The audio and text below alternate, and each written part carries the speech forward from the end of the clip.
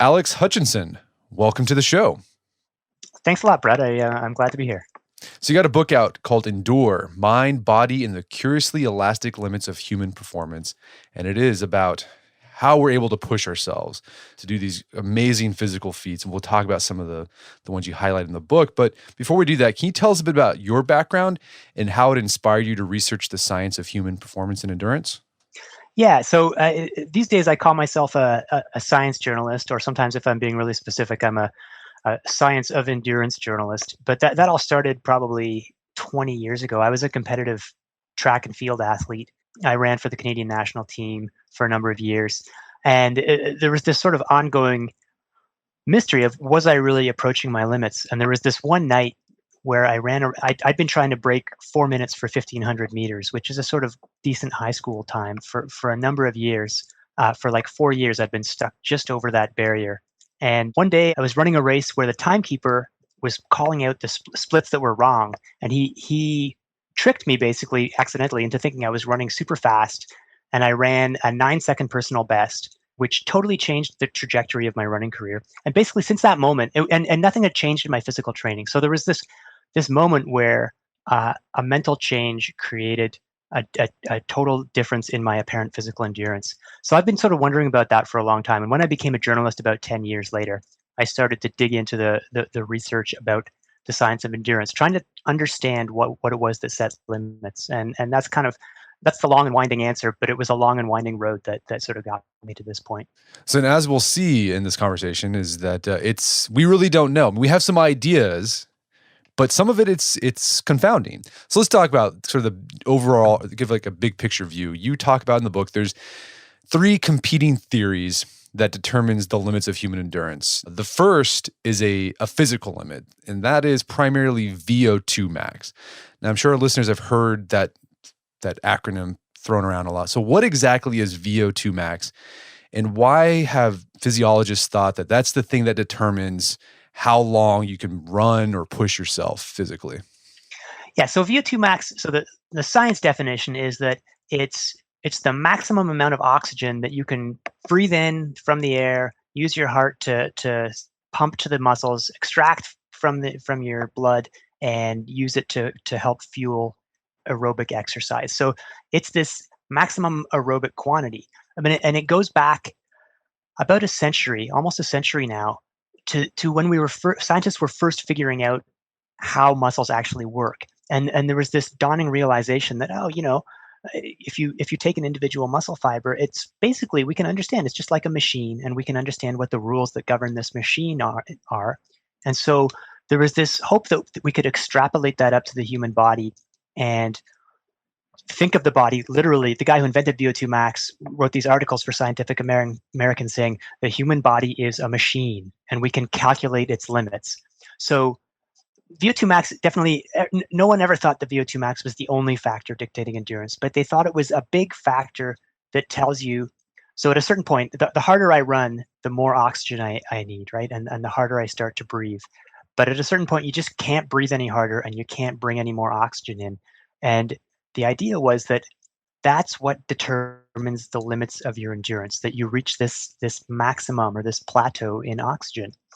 And so that turned out to be a really influential idea philosophically for most of the 20th century. Right. So, I mean, when did people start figuring out, well, VO2 max really isn't the determining factor of, human performance?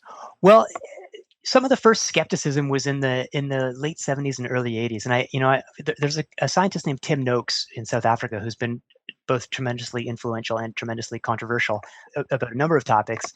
And I visited him 6 or 7 years ago, and I asked him, like, when did you first start having doubts about VO2 max? And he said, well, we had just started our lab in the early 80s, and he was testing a lot of elite athletes. And he brought in 2 very good athletes, one of whom was a sub 4-minute miler, of one of the best milers that South Africa had ever produced. And the other was a woman who had won a very famous ultra marathon in South Africa, which is, I think it's 55 miles long or something like that. A totally different race. So she was a very slow miler, but a good long distance runner. And he was a very good miler. And he tested them both on the same day, and they both had exactly the same VO2 max. And he thought, well, if this test can't tell the difference between this like 6'2" sprinting, almost, middle distance runner and this tiny petite ultra runner, then obviously there's something we're not understanding here. And so I, I would say in the last 30 years, there's been doubts. And in the last 20 years, there's been controversy. And in the last 10 years, people have kind of moved away from the idea that VO2 max, it's almost, the pendulum sometimes swings too far. And now people are like, oh, VO2 max is meaningless. And that's not true. VO2 max has meaning.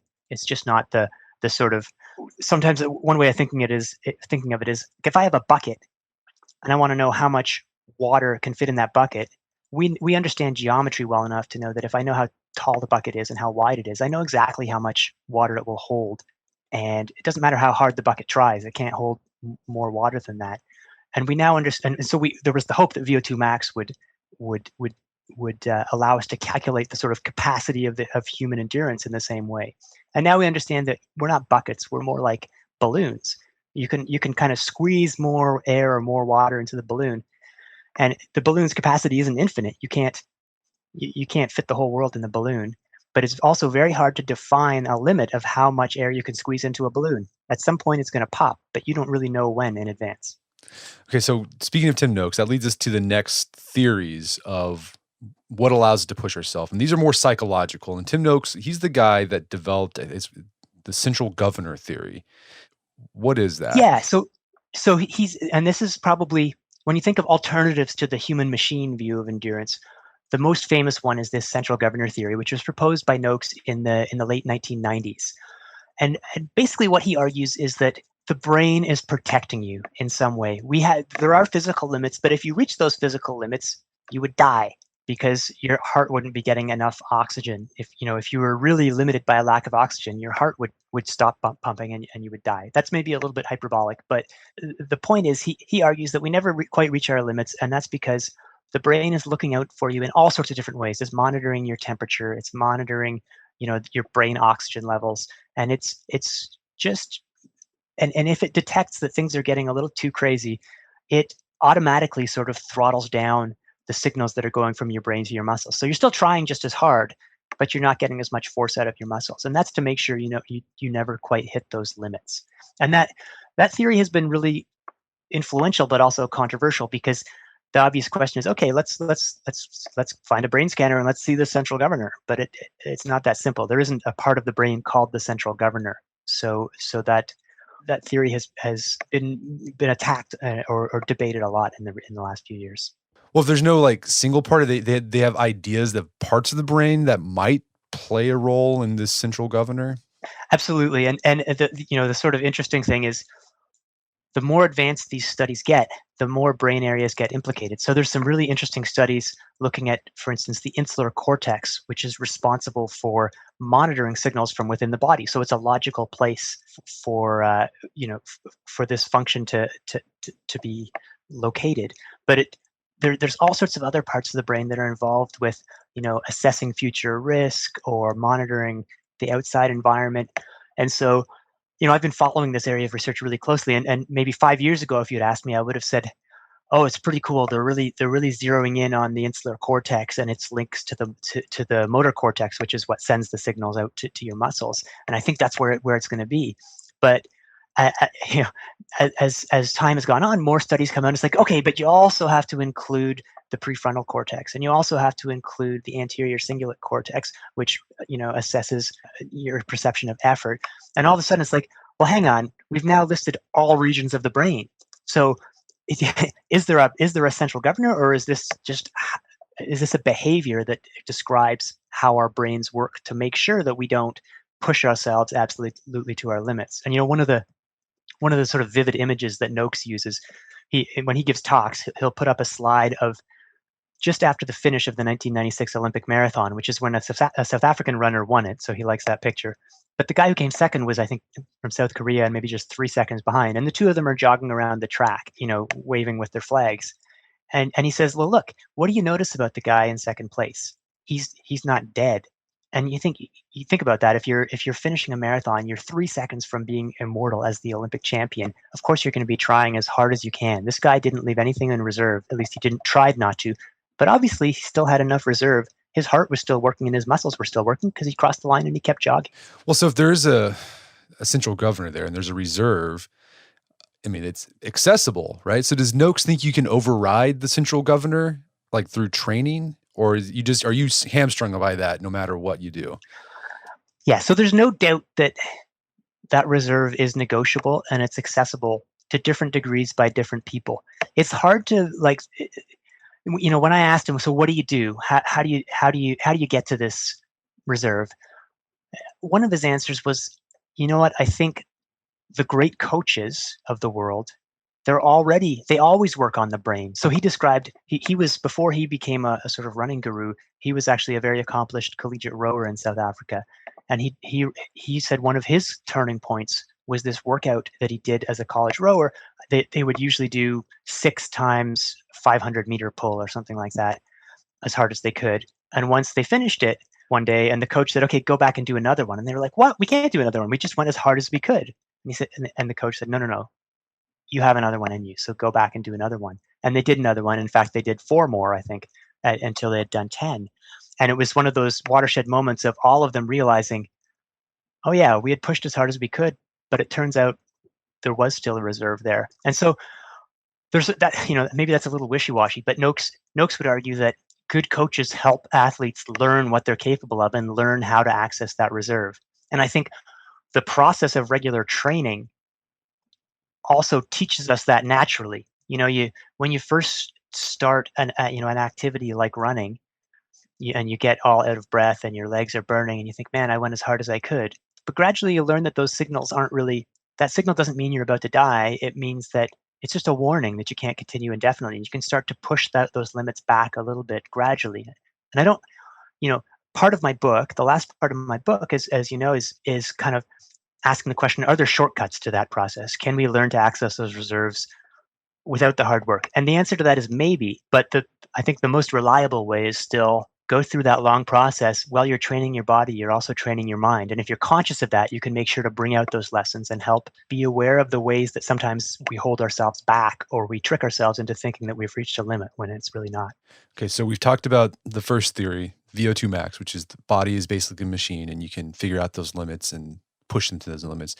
The second theory is psychological. It's the central governor theory developed by Nokes. There's a third theory, also psychological, but this one is developed by an Italian guy named Marcora. Marcora? Is that his name? Marcora. Yeah. Tell us about his theory and how it's different from the central governor theory.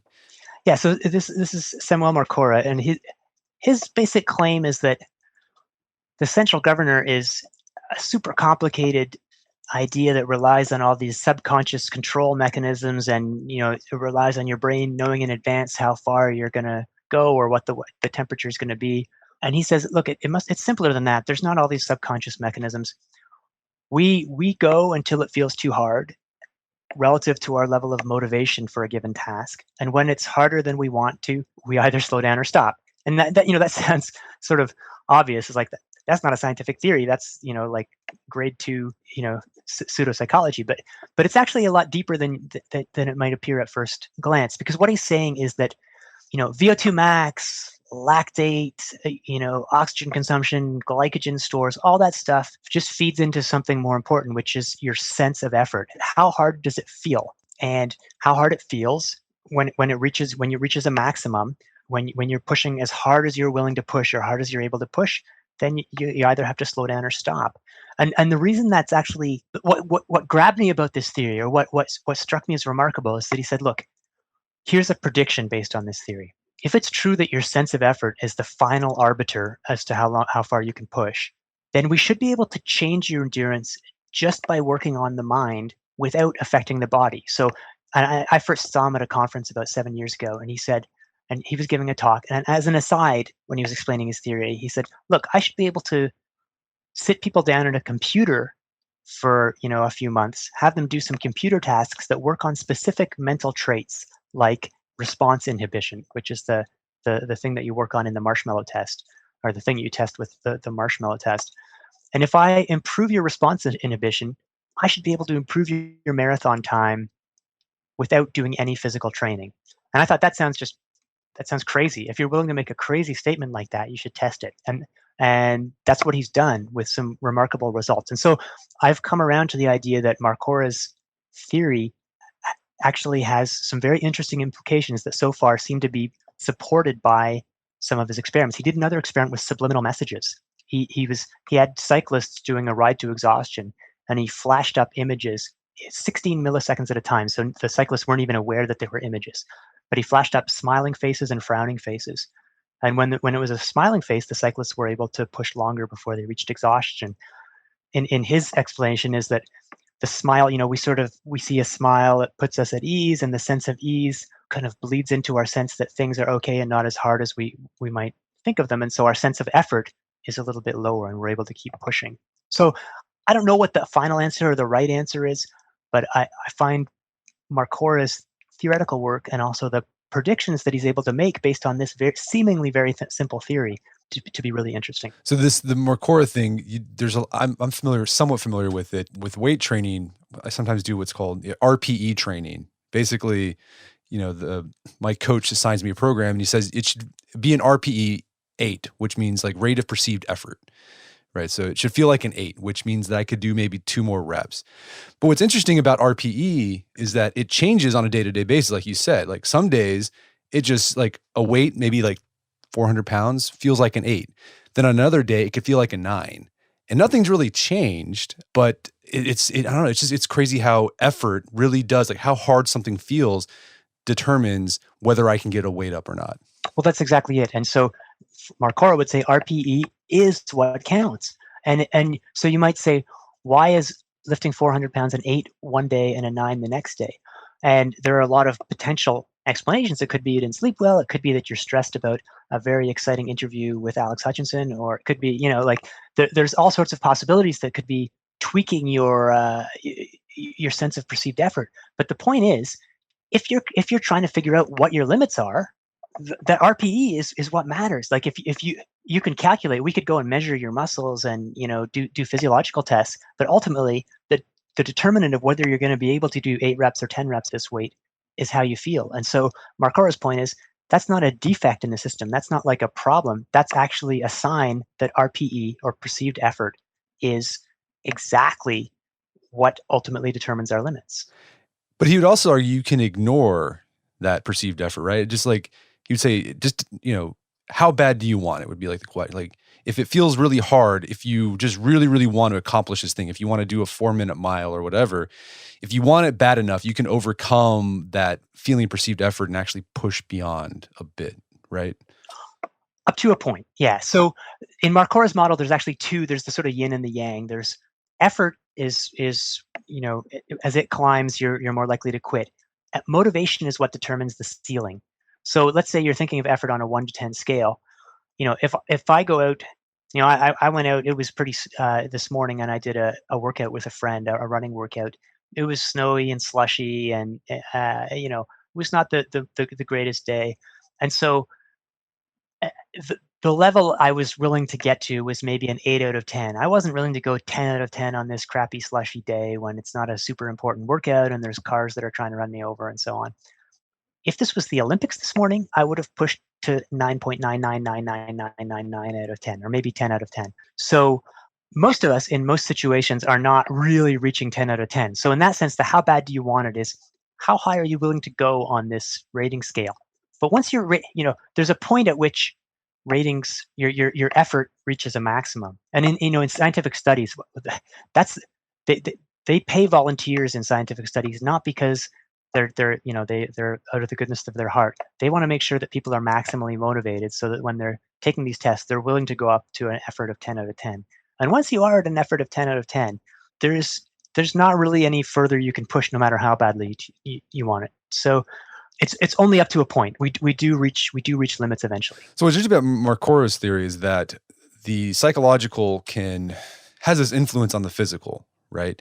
And what I thought was interesting, that research you highlight is how even mental fatigue, right? If you just had a rough day at work, stressed day with the kids or whatever, that can actually diminish physical performance. Even though like you didn't really exert yourself physically, the fact that you had to endure this mental fatigue, that's going to hamper your ability to perform your run or your workout, whatever it is. Yeah, and that's to me, that was again one of the really most fascinating results that got me interested in his work, because it's, on the one hand, it's like, yeah, if I'm doing like complicated mental arithmetic or stressful negotiations or something all day, and then I go and do a workout, definitely, like, I'm going to notice a decrement in my performance.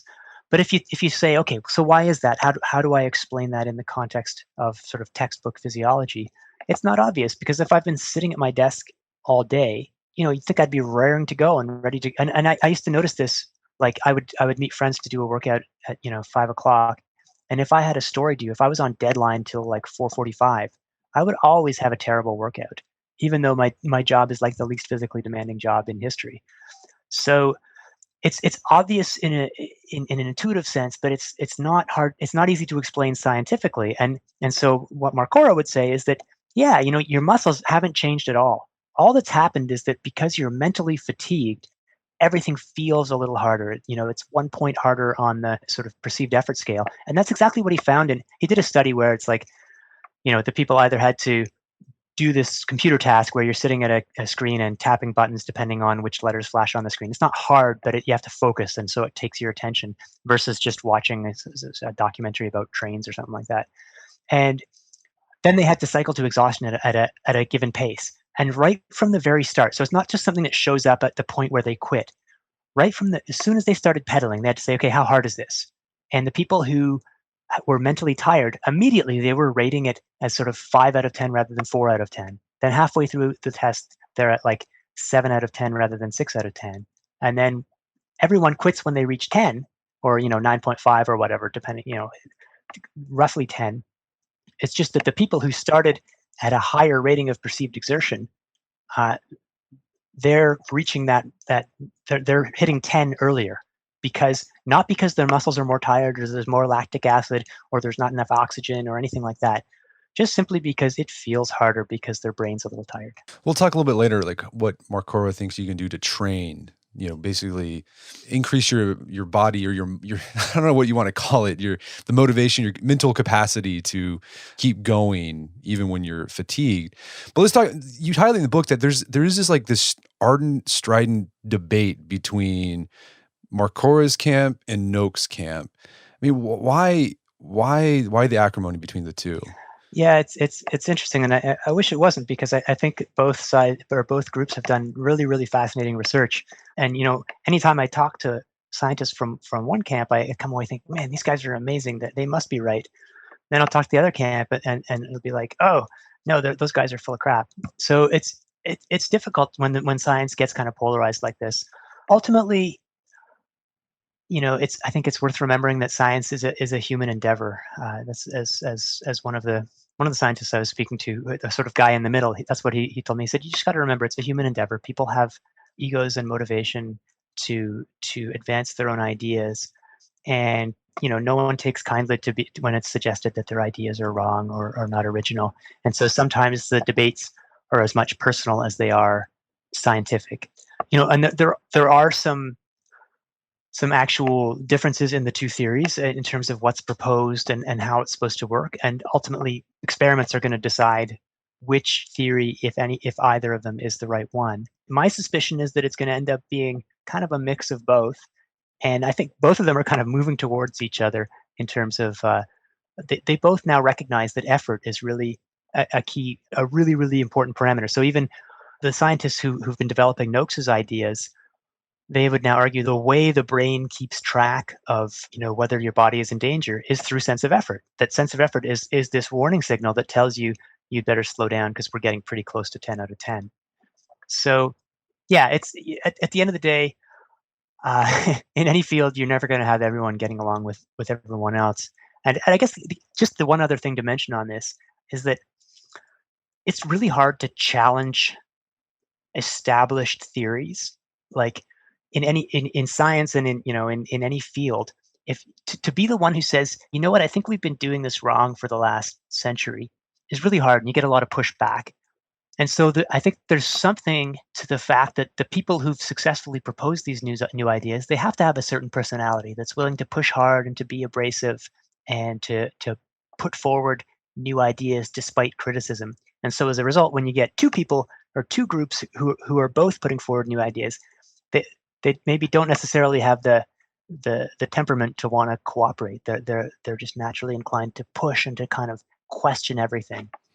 So let's talk about some of the before we get to the mental things. That's interesting. But what's also what I thought was interesting, very useful for me, is the physiological factors that you highlight in the book that contribute to our sense of effort, whether something feels hard or not. And one interesting one was pain, right? So if you're doing a long run, an ultra marathon, mid-distance run, or you're a competitive lifter, you're going to feel pain when you're training. So I guess it makes sense. When something hurts, you want to stop.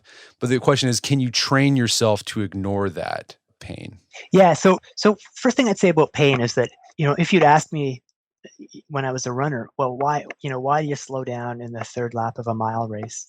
I would say, well, it hurts. It really, really, really hurts.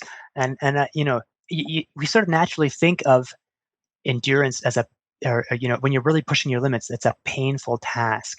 And one of the things that Marcora argues, and I think he's generally right, is that you have to learn to separate the feelings of pain and effort.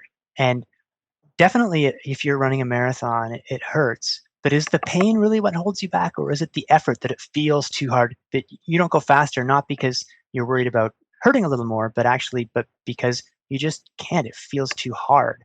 And so he's done some interesting studies where, so first of all, he'll have a subject dip their hand. There's a classic pain test called the cold pressor test. Basically, it's a measure of how long you can hold your hand in an ice bucket until the pain gets too much. And so he'll have people dip their hand in an ice bucket and rate their sense of pain over time until they reach 10 out of 10 and have to pull it out. So then they know what maximum pain feels like. Then he has them do a cycling test to exhaustion, and he has them rate both their pain and their effort. And what he finds is that the point where they get to the end of where they're on the bike and they say, okay, I can't keep this pace anymore. I have to stop. I cannot continue. At that point, they're rating their effort very close to 10 out of 10, but their pain might only be 6 out of 10. Now, 6 out of 10 hurts, but it suggests that what limits us usually is not pain. It's effort. So from Marcora's perspective, pain is kind of, it's there and it hurts, but it's not that important. But there are other lines of evidence that suggest that pain does play some sort of role in our limits. And in fact, there's a bunch of evidence showing that athletes are better at tolerating pain than non-athletes, and that this isn't necessarily something they're born with. It's something you can train. And there was a recent study out of a university in England where they compared two different cycling training programs. One was a sort of steady, just ride at a steady pace, and the other was a high intensity interval program, which involves enduring a bunch of discomfort, a bunch of pain. And they designed the programs to be exactly the same in terms of how much physical improvement they produce. So both groups improved their VO2 max by exactly the same amount. But the high intensity interval group increased their pain tolerance more and also increased their performance more. So it was like they both had the same physiological improvement, but by being forced to cope with a painful stimulus, they were able to endure a little bit more discomfort during a competition. And so one way to think of that is that pain isn't the be all and end all. You don't quit because the pain is just absolutely so excruciating. But pain is something that contributes to your sense of effort. And so if something is 6 out of 10 on pain, it's not limiting you directly, but it's also making your effort maybe a point or half a point higher. So it's getting you to that maximum effort a little bit more quickly. So when you say pain tolerance, it's not that the athlete feels pain less, like the pain still feels like a 7. He just has trained themselves to ignore that and push through it. And like, again, effort becomes the limiting factor. Yeah, that's exactly it. So there's a bunch of studies on athletes, and what they all find is, let's say you give people electric shocks with progressively increasing intensity on their arm or something. And athletes and non-athletes will both say, okay, that hurts at the same point. They'll say like, yeah, it's the point where that's pain threshold, or a pain sensitivity rather. They detect pain in the same way.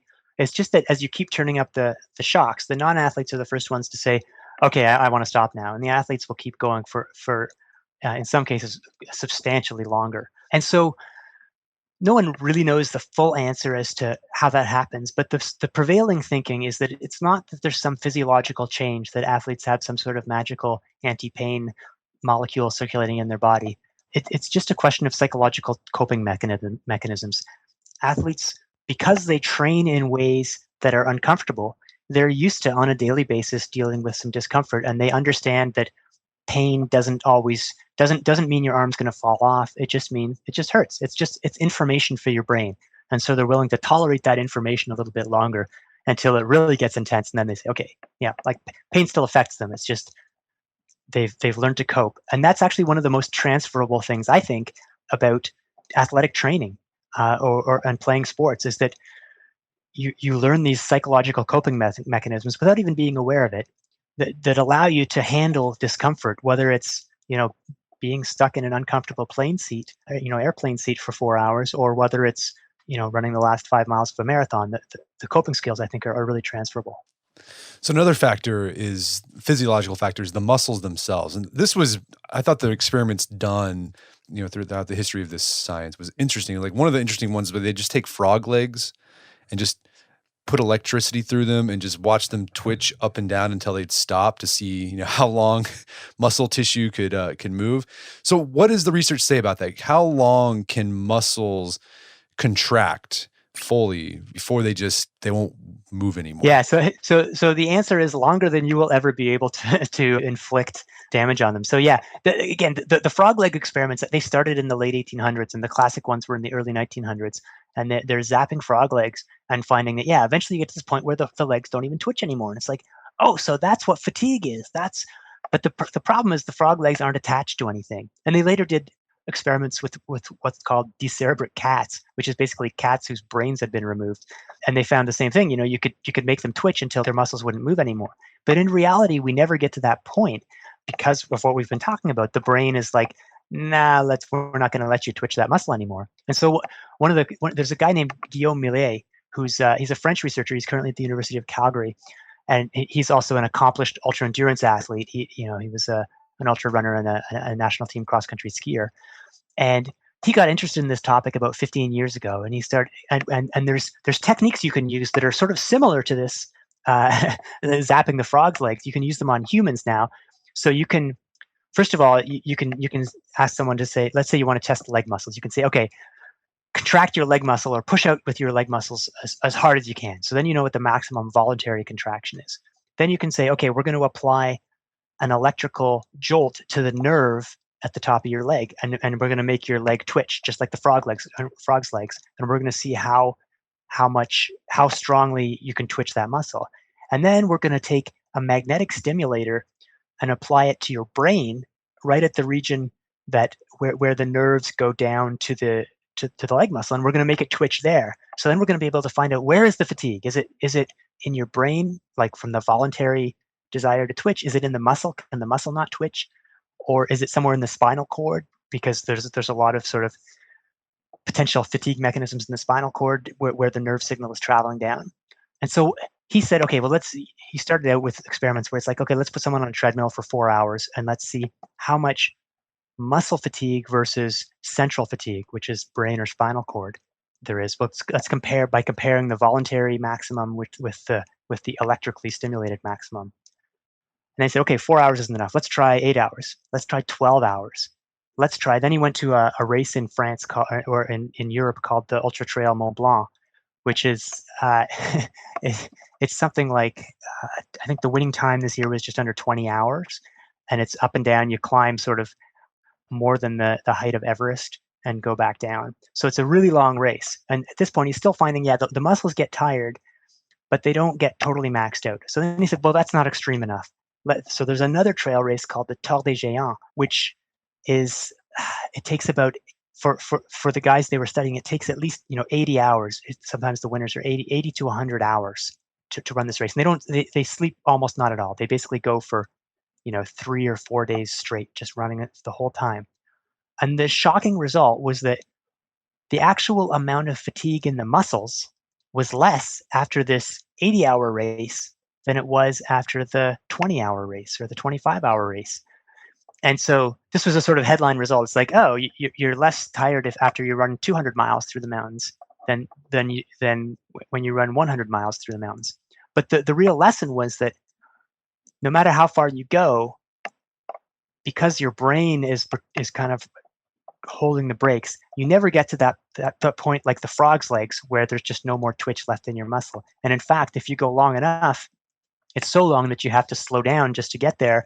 And so you actually get a little bit less fatigue. So the maximum amount of fatigue in your muscles is actually from quite a short duration. It might even be from just a couple minutes. You can push so hard that you'll get a high level of muscle fatigue, but you never reach that point where the muscles can't twitch anymore.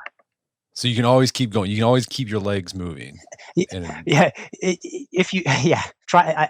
I'm sure if I was to stand at the end of the Tel des Géants and say, hey, you can keep going, you can run another mile, I might get some negative comments from the people, because the legs aren't the limiting factor, but other things are starting to fail, and you're probably sleep deprived, and your brain just wants to stop, and your legs are probably sore too, but they can still twitch. If a lion jumps out from behind the tree, you'll discover you can still sprint down the street. So related to muscles is how we fuel our muscles. And this has been a topic of just a lot of controversy and debate in the past, I'd say 15 years. So when I was growing up, carb loading was all the rage, right? Like before a football game, before a run, my mom was like, here's a big bowl of pasta. You got to eat this so you have carbs for running.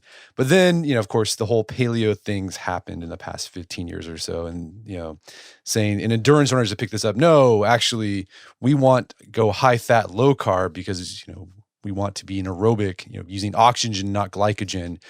So what does the research actually say about high fat, low carb diets and human performance and endurance?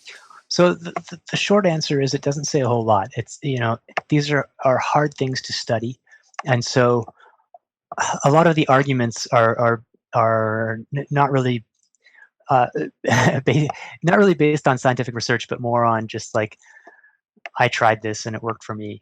Now I should emphasize that if a lot of people say I tried this and it worked for me, it's something you have to pay attention to, and you have to think carefully about. Maybe there's something here. But like you said, the carb loading thing, which really emerged in the 60s in Scandinavia, it sort of became the dominant paradigm. And so for a long time, people, including me, would have said, there's no way you can do good endurance performance without good carbohydrate levels. And so there were some studies in the 80s, for example, a few isolated studies that suggested, hey, if you take the time to adapt to a high fat, low carb diet, you can actually sustain your endurance pretty well. The evidence wasn't super strong or anything like that, but there were these studies and they got mostly ignored because the idea was so entrenched that carbs were the way to go. And what's happened over the last, I would say, 5 years is there's been an acceptance that the idea of a low carb, high fat diet was dismissed too quickly for endurance performance. That a lot of the studies that suggested that it was actually really bad for you, they were too short, or there were other flaws in the studies. So if you switch to a high fat diet for a week and then try and run a marathon or whatever, you're definitely going to have problems because your body hasn't fully adapted. So the big question is, what happens if you take longer, so that your body has really learned to make the best use possible of your fat stores? And so there's two questions you can ask. One is it possible to do this and have reasonable performance? And the other is it better than the current carbohydrate-based approach? And I would say the big revolution to me has been the idea that it is possible to go low carb, high fat, and to have very good endurance performance. To run marathons successfully, to run ultra marathons successfully, to do Ironman triathlons and so on, all the while consuming virtually no carbohydrates. And that's a big surprise. And it's been confirmed in some studies too. There have been some studies at the Australian Institute of Sport that have shown that, yeah, it is possible to maintain performance in a relatively meaningful way. Whether it's better than carbs is where I think the argument has gotten pushed a little farther than the evidence suggests. And there's definitely a bit of a food fight, if you will, among scientists for and against this idea, debating sort of subtleties of whether the efficiency is increased by a few percent or decreased by a few percent. But the bottom line, just to simplify it from my perspective, is nobody has shown that low carb, high fat is better than carbs for most endurance performance. there's some evidence that it might be worse. Where the advantage might be is if you're talking about ultra endurance performance, where it's one thing to say, hey, just take in 60 grams of carbohydrate per hour and you will be fine. It's another thing to do that for 12 hours. It's very hard to keep choking down gels for 12 hours. So if you can switch to a fat-based fuel so that you don't have to eat as much during a long competition, that may well be an advantage in terms of avoiding stomach upset and things like that and just feeling better. So I'm definitely open to the idea that this low carb, high fat approach has some advantages for some people in certain contexts. If you look at the Olympic marathon or something like that, I would be surprised if you found anyone really in history who's taken that approach. So to me, there's a long way to go before anyone can claim that it's better for competitive events of, say, 3 hours or less.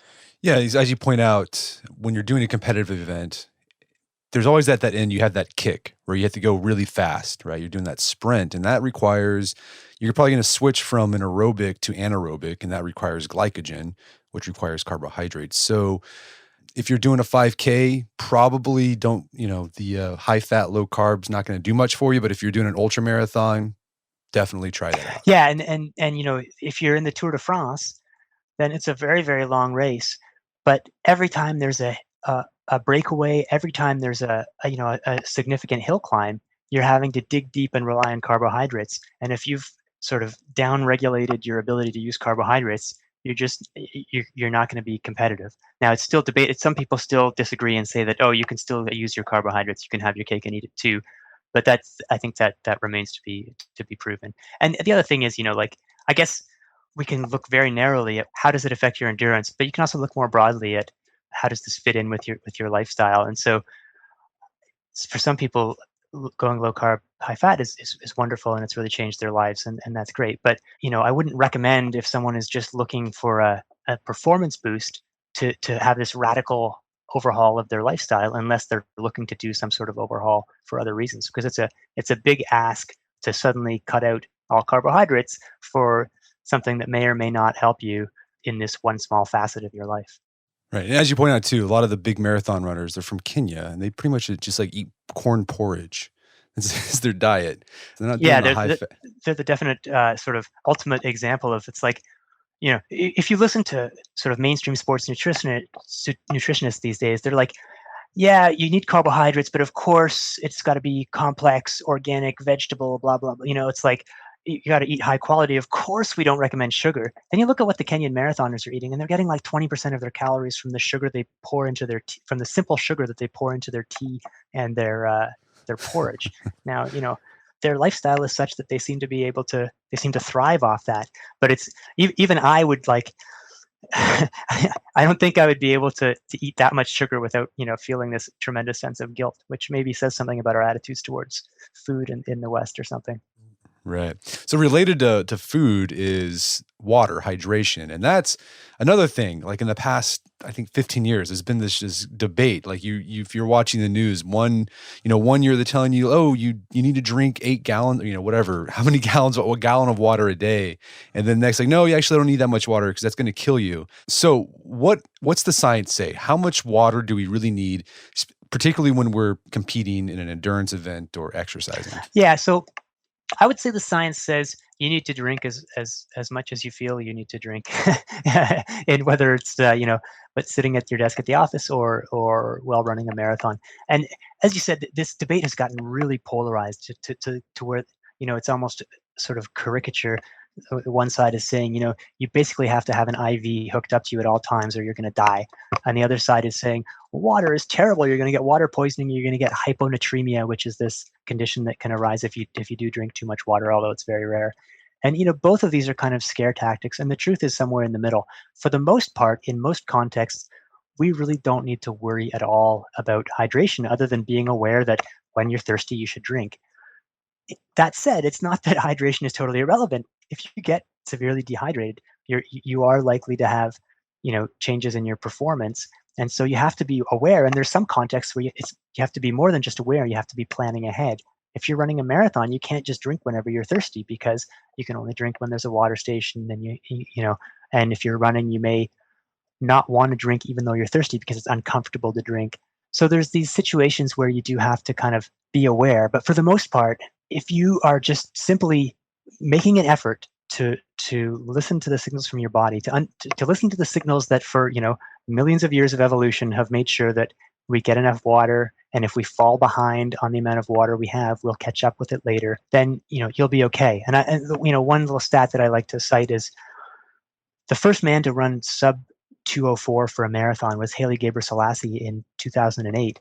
And during that race, he lost about 10% of his body weight. He was, I think, 128 pounds when he started and something like 116 when he finished from dehydration. Now, not all of us can do that, but if mild dehydration, if 2% dehydration was a problem, we wouldn't have these world record-setting marathoners losing 10% of their weight. So I think the hydration message has been pushed a little harder than it needs to, and the performance effects and also the sort of health effects are not as severe as thought, because a lot of the studies are like, okay, we're going to give you a diuretic, put you in a heat chamber for 6 hours, and then we're going to test your performance. And it's like, oh, look, you didn't perform as well. It's like, well, that's not a real world situation. If I'm in my office, if I'm hungry or if I'm thirsty, I'll drink. It's not like I'm being forced not to drink in some of these studies. So we've talked about some of the physiological factors that play into rate of perceived effort. There's a lot more people can dig it out in the book, but as you've discussed, like none of them really, a lot of people think they matter and they're going to make the difference in their training, but basically the argument you're making is like, well, they don't actually make that much of a difference, and it all comes back to that mentality and the psychological factors. So what can we do to train our brains so that even when things feel hard, we keep going, or we're able to push yourself even further before things start feeling hard, right? Like that what happened to you, right? When you're with your run, where you thought you were running faster than you really were. So you thought it was easy, but it wasn't. So how can we do that in our own, whatever our activity is, whether it's running or weightlifting or whatever it is? Yeah. So let me start with the caveat, which is, I think the most powerful thing to do is to be aware of these things. And, one of the studies that I found fascinating is investigating the effects of heat on cycling performance. And, they put cyclists in a room where it was, 100 degrees Fahrenheit, but in some cases they rigged the thermometer so that it only read like 90 degrees Fahrenheit, and the cyclists went faster. And it's not that heat didn't have an effect. It still had some effect, but it had much less of an effect. So there's always it's this halfway thing. It's not all in your head. You can't just pretend that heat doesn't exist, but the effects we feel are always greater than, or the ultimate effect on our performance is always greater than pure physiology would suggest. There's always a mental component. And so if you're aware of that, I think you can choose to kind of disobey some of the signals, to say, yeah, I feel hot, but you know what? It doesn't mean I'm dying. It just means that I'm being warned that I'm hot. So that's the starting point, is be aware that there's more. But there's also specific ways you can kind of try and strengthen certain kinds of mental muscle. And I mentioned before the marshmallow test, which is this famous thing where they gave 4-year-olds, they said basically you can have one marshmallow now, or you can, if you wait, maybe 15 minutes, you can have 2 marshmallows. And then they tracked people who could, the longer kids could wait at age 4 for an extra marshmallow, the better they did in all sorts of, life outcomes 20 or 30 years later, in terms of, there's studies linking this sort of response inhibition, not just to things like educational attainment and income, but also to like crack addiction and stuff like that. So response inhibition, being able to keep doing something when you don't want to, or to avoid doing something that you're not supposed to suppress your initial urge, which in the context of endurance is your initial urge is like, this is hard, I should stop, or I should slow down. If you can suppress that urge, you will be able to do better. So how can you train response inhibition? Well, there are certain computer tasks, these things like something called the Stroop task, which are designed to measure cognitive traits like response inhibition. And so what Samuel Marcora argued is like, okay, if you're doing this task which is supposed to measure response inhibition, that means you're using your response inhibition. And think about physical training. If I want to get faster or if I want to be able to lift a heavier weight, then what I should do is lift weights and make my arm tired and then let it recover, and then lift more weights and let it recover. And by lifting that weight, I'll eventually be able to lift more weight. And so he applies the same logic to mental training. If you keep doing tasks that tax your response inhibition should ultimately get better. And so you should increase your ability to stick at a task when it's uncomfortable and ultimately be able to sustain. Ultimately, what this will do is kind of reduce your perceived sense of effort because you're getting better at handling mental fatigue. And so he's done some studies for over the last 3 or 4 years. They were funded by the British Ministry of Defense because they felt like this would be pretty useful for soldiers who are, in combat for sometimes a couple days at a time. And they've had intriguing results. It's like, he's found, if you train people physically and you give half of them this additional brain training on the computer, and the people who get the brain training improve their physical performance by a far greater amount than the people who did just the physical training. So there's a kind of proof of principle that you can specifically train the brain with these specific kinds of cognitive tasks. Now, you don't just go do the crossword puzzle. It's a very specifically chosen kind of cognitive task that attacks certain mental traits like response inhibition. And so I tried this out a couple of years ago before running a marathon. And I wasn't doing a study, so I can't really assess whether it worked or not. But what I can say is, my God, those mental tasks are boring, and they're time consuming. So I found it a real challenge. So there's a maybe gap between saying this is what you can do, but it's not necessarily what I would recommend everyone rush out and start doing. Yeah, as you highlight in the books, this stuff, what he recommends doing, Mark Coras, is like you have to do these brain drain exercises for an hour and then go train. A lot of people don't have an hour of their time plus an hour to train. So I guess he's coming up with some ideas of things you can do while you're training to fatigue the brain, to sort of cut down on the time. Yeah, so he has a couple of ideas. One thing he said to me is like, look, from a practical perspective, one thing you could do is just embrace the idea of training when you're mentally tired sometimes. So, personally, I run most days, and and do some other stuff too, lift weights and stuff like that. I do it almost always in the morning because that's when I feel fresh, and it just feels more pleasant to me that way. And he's saying, like, look, it's maybe if you do a workout, after a long day of work, or even, after a night when you haven't slept as well as you'd like, that may the results of the workout may seem worse physically, but you're actually training your brain. Like the mental, sleep deprivation and mental fatigue, learning to push through that is a mental training exercise. So in some ways, it's kind of a positive way of framing when you have a crappy workout. You're like, well, I was pretty stressed and tired, so my time in the workout was crappy, but I sure as heck trained my brain today. So that's a kind of practical approach to keep in mind. He's been developing an app, or working with an app developer to create a form of mental training that, as far as I understand it, it's sound based rather than, like, it's an auditory brain training app rather than one with a screen in front of you. So it's something you could do, have it on your phone and be doing it while you're out training, and hopefully not be hit by a car in the process. But so he's working on trying to make this available. But I think one key, and he's done some studies where you do the brain training task while you're, sitting on a stationary bike. So you're combining the time of physical training and mental training. But personally, I still have no interest in sitting on a stationary bike for my training. I'd rather be outside. So, there's ways that he's trying to make it more accessible, and ways that you can kind of work on this indirectly through your mental training. But it's still, I think it's still, like, I guess I want to be cautious about overhyping it, because it's still like early days yet. And it would be good to see other labs reproduce the results.